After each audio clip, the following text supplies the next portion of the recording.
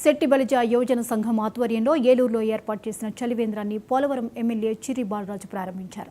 ఈ కార్యక్రమంలో పశ్చిమ గోదావరి జిల్లా జనసేన పార్టీ ప్రధాన కార్యదర్శి కరాటం సాయి పాల్గొన్నారు.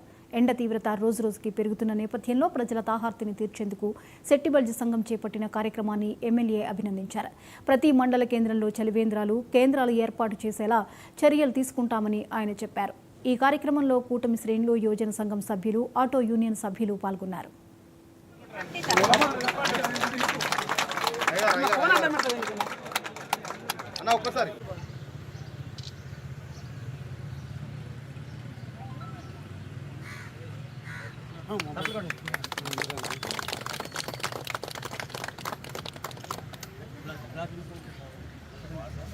లోపలికి వెళ్ళండి.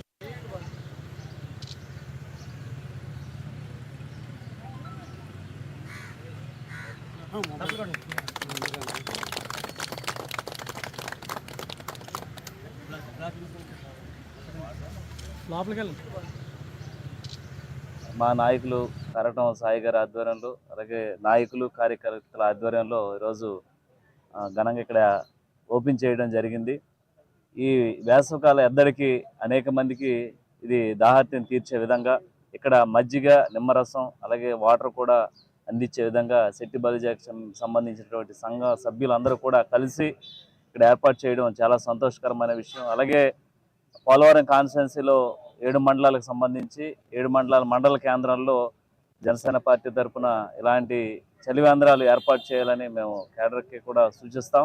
తప్పకుండా ప్రతి ఒక్కరు కూడా, ఎందుకంటే ఇప్పుడు ఉన్నటువంటి పరిస్థితుల్లో ఎండలు ఎక్కువైపోయినాయి.